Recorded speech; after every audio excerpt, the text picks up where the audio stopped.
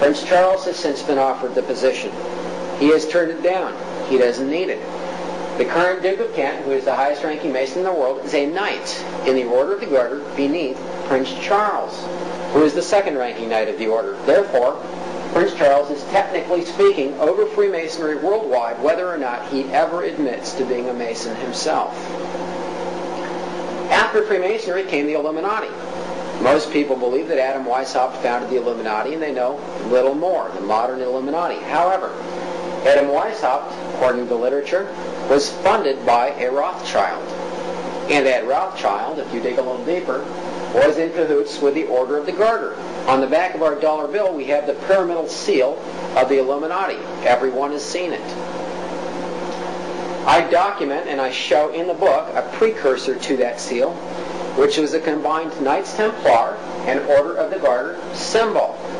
Very similar in appearance to the seal of the Illuminati. In other words, it was the Knights Templar and the Order of the Garter that together created the Illuminati. The Illuminati today also has its core leadership in the Order of the Garter beneath the British monarchy. There are other organs, such as the Committee of 300, which sit beneath the Order of the Garter. I'm going to let you read about those in the Antichrist and the Cup of Tea. Very powerful, but again, they have their core leadership in the Order of the Garter. Queen Elizabeth II and Prince Philip are over the Order of the Garter and over all the things under it, including the Committee of 300. That's the official structure, if you will, of the New World Order. These are all the key organs that people point to as being central to the rise of this quote-unquote New World Order, and in fact, over the last several centuries, all of them have been built up beneath the British monarchy and its empire through the Order of the Garter, and Prince Charles sits over the entire pile today. He is the number 2 ranking globalist in the official hierarchy on Earth, his mother being the number 1 ranking globalist. However, in some instances, such as Freemasonry, since the prince is a male, he actually takes precedence over his mother. Now I want to get into some of the actual globalist activities on the part of Prince Charles, which are documented in his official biographies and elsewhere. One of the prophecies concerning the Antichrist, besides the imagery and the name calculation, is that he'll be involved in confirming a covenant with the nation of Israel for a period of 7 years. The Hebrew is literally translated that he shall enforce or strengthen. The Hebrew word is gabor, which means to make strong or strengthen, by implication to enforce. A covenant with many, the Hebrew is rabim, 1/7. In context, that 7 is a period of 7 years. That's where Christians get the concept of a 7-year tribulation period from. Therefore, when we look at this word rabim, the Hebrew is la rabim. In other words, with Rabin. Yitzhak Rabin's name, and Rabin, of course, is dead. He died in October of 1995, about a month after Oslo II was signed, and I'm going to talk more in a moment about the Oslo process. Yitzhak Rabin, perhaps, is being identified by name here in the Hebrew Scripture, and this would not be the first place in the Old Testament where a ruler was identified by name before he was ever born. Cyrus, is a perfect example, an ancient Medo-Persian monarch, identified by name by the Lord in the book of Isaiah before he was ever born. What does this come down to? Well, we've all heard that the current Mideast peace process, called the Oslo process, goes back to Oslo, Norway. And to date, there have been 3 agreements besides a peace treaty with Jordan that have come out of that process.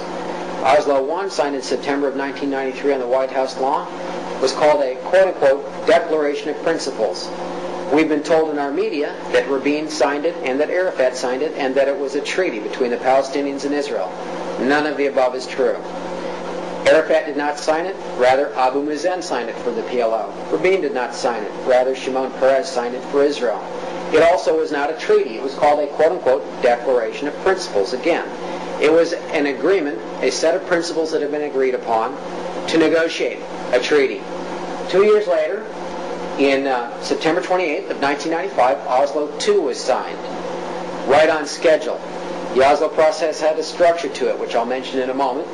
Oslo II, on the other hand, was signed by Yitzhak Rabin and by Yasser Arafat for Israel and the PLO. Oslo II was an actual treaty. About 1 month later, Yitzhak Rabin was dead and in a coffin in October of 1995 before the whole world at what was the most prominent international gathering of world leadership in the entire history of the world, not just in Israel but throughout the entire Middle East. And on the front row, and by the way, I quote a page and a half of 7-point, very small text of just the names of the prominent world leadership present at the funeral of Yitzhak Rabin. And yet, on the front row, right before the coffin, stood Prince Charles of Wales, who had traveled there as the royal head of the Royal Institute of International Affairs, which, as I document in The Antichrist and the Cup of Tea, is over the United States Council on Foreign Relations. RCFR is a stepchild, if you will, to the RIIA, which Prince Charles heads. And our president and vice president, and virtually every president, vice president, and opposition candidate there has been to be president or vice president in this country for the last 5 decades, as documented in Gary Caw's book, En Route to Global Occupation, have either been a member of the Trilateral Commission or the United States Council on Foreign Relations, or both, before they were ever chosen to be candidates to run for the office of president or vice president.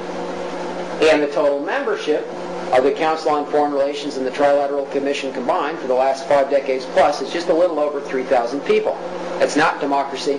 That is a conspiracy. And my point again is, Prince Charles, as the head of even that, who is over Bill Clinton by virtue of the CFR and the RIIA, traveled to Rabin's funeral and was on the very front row, right before the coffin. He was there with John Major. He was the only non-head of state present on the front row before the coffin.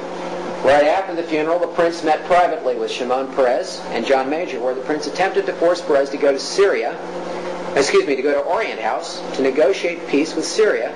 Immediately, Prince Charles knew that Israel was on the verge of a breakthrough prior to Rabin's assassination with Syria and the peace process, yet that had not been published in any news media up to that time. The prince, however, was evidently informed. Since then, in October of 1998, the Y Accord at the Y Plantation was signed. That is actually Oslo III.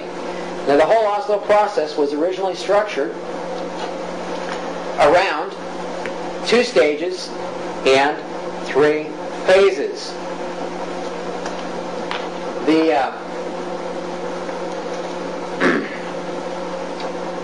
The 2 stages were, first of all, security negotiations, stage 1, and secondly, peace negotiations, stage 2. And this, by the way, comes from Shimon Peres's own book, The New Middle East.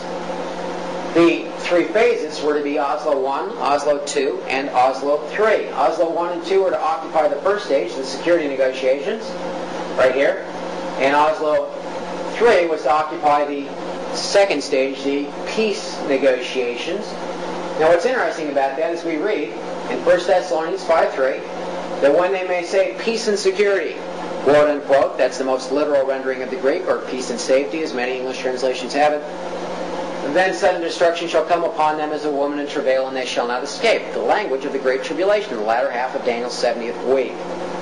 We see that the whole Oslo process is structured around the very concept of peace and security. Now, I mentioned most Christians believe that the Oslo process actually goes back to the London Agreement, to the negotiations begun in Oslo, Norway. In reality, they go back to something called the London Agreement of 1987. The Oslo process itself goes back to the Madrid peace talks in Madrid, Spain, in the early 1990s. Those talks go back to something called the London Agreement of 1987, signed by Jordan's King Hussein and Israel's Shimon Peres, while Yitzhak Shamir was Prime Minister of Israel. The meetings that led to the London Agreement of 1987 were set up by a Lord Victor Mishkan, a very close personal friend of Jordan's now deceased King Hussein and of Israel's Shimon Peres, as well as of Prince Charles. It is believed that Prince Charles spurred Mishkan to set up these meetings under the Masonic banner, if you will,